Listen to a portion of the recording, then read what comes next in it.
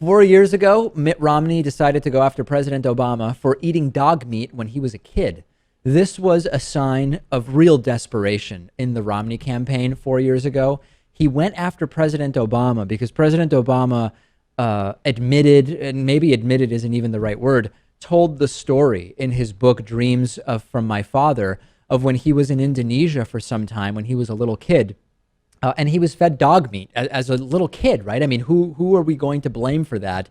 Hard to imagine blaming a little kid for eating what he was given in Indonesia.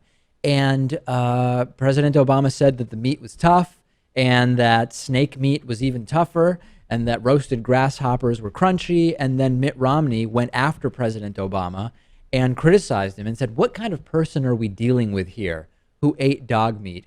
This was a totally flaccid criticism, right? I mean, especially coming from the guy who strapped his dog to the roof of his car, claimed the dog liked it, in spite of the dog having uncontrollable anxiety-laced diarrhea throughout the trip. Yeah, that's quite a mental picture I'm drawing up. Yes, the dog Obama ate was already dead, right? And Yeah, Obama well, had yes. nothing to do with that. Obama was a kid. Yes. Why Mitt didn't I Romney. point that out? Yeah, that's an incredibly astute observation. Obama didn't kill the dog. He just ate it. But Mitt Romney almost killed his own dog. Right. Yeah. So yeah, that was it's still high on my list of the sort of dumbest and least impactful criticisms. Well, Obama ate dog meat. Yeah, and you strap your dog to the roof of your car, and half of what you say makes no sense. That was the real indictment of Romney to be made. Mm-hmm. His number one argument was Obamacare is a disaster. Right. And that he must have said every day the entire campaign, right? Yeah. Yeah. When he wasn't misidentifying pastries or unable to identify a chocolate donut as such, he was mostly talking about Obamacare, except when he took a day off to say, well, Obama ate the dog meat he was fed when he was 8 or 10 years old. And the day he discussed the incredible advancements the private sector is making in touch-tone keypads. Right. Yeah, he was able to order a sandwich at Wawa's using a touch-tone keypad. And it was just absolutely amazing for Romney.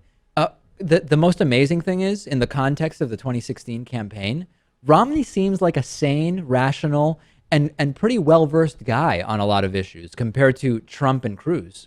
Had Romney entered the race, is there any doubt in your mind that he would be the nominee? There's sometimes a hesitation to renominate a guy who previously lost the national election. Were it not for that, I would say no, Romney would be the clear, obvious, and logical choice for Republicans this year. But sometimes Republicans don't want to pick losers twice in a row, except when their name is George W. Bush, although arguably they didn't really pick him the first time. Karen Harris and the Supreme Court did. That is true. It was. It's good to have friends in high places. Yeah, I'll say. GameFly is sort of like Netflix for video games. They have over 8,000 new and classic games for Xbox One, Xbox 360, PS4, PS3, Wii, and a bunch of other platforms. And you can play as many games as you want for one monthly fee.